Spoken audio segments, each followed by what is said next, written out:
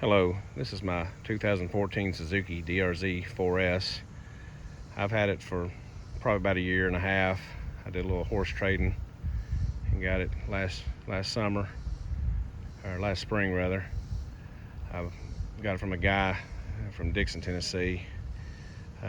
He did quite a few things to it before I took ownership. He put all the red parts on there, which is something I wouldn't have done. The chain and the engine case guards and the levers and master cylinder cover, gas cap, those kind of things. I wouldn't have done that.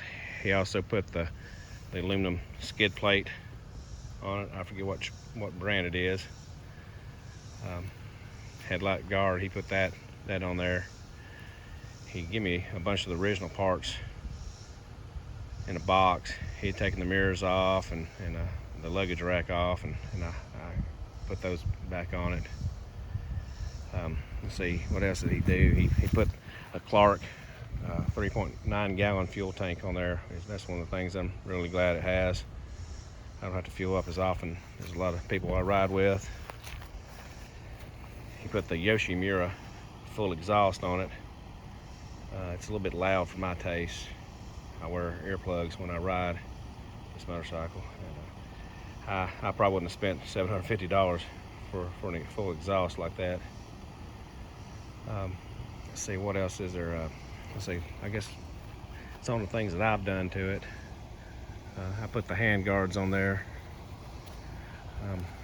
I don't know how you pronounce that for sure. I've heard people pronounce it a Cerebus, a Cerebus.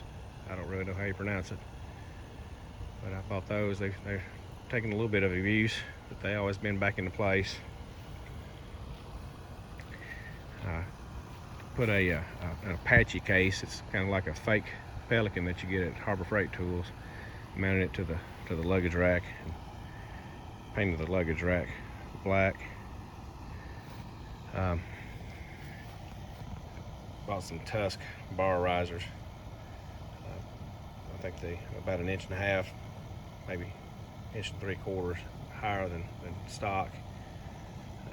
I rode it yesterday with the bar risers for the first time, and I like the way they feel, especially when you're standing.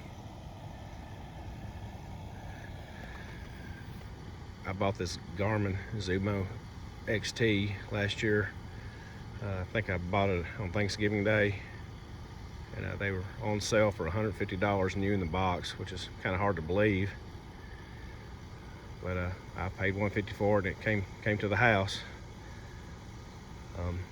I've seen a lot of people complain about them, saying they're hard to use and they glitch and everything, but this one's been flawless so far. I found it to be one of the easiest electronic devices I've ever used.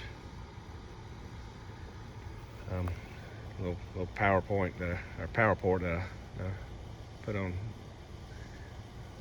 Use it to charge phone every once in a while.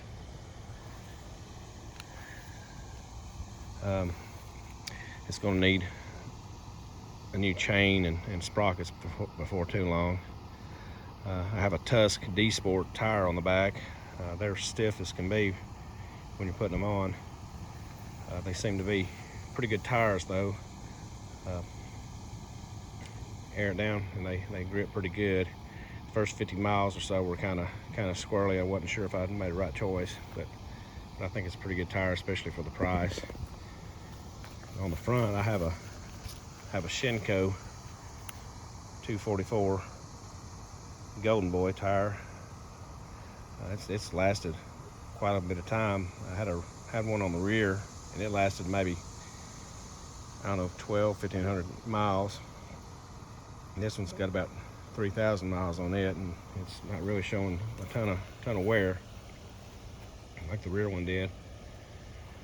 I got the bike, and it had right around 7,300 miles on it. It has about, I want to say, 10,700 on it right now. So anyway, I put quite a few miles on it in a year and a half. I don't get to ride it as much as I'd like, but I try to ride it at least once a week. I also have a 2018 Yamaha Super Tenere, and kind of splits time with this bike, and they both have about the same mileage on them. This bike is a but one I use more to ride on the chert back roads here in Hickman County, Tennessee, home of the infamous Dirt Devil. Also, another thing I've done, I put a petcock off of a Yamaha four-wheeler. I think that's what it came off of. I can't remember which model it came off of. Got rid of the vacuum petcock and put a manual one on the bike. The bike was jetted.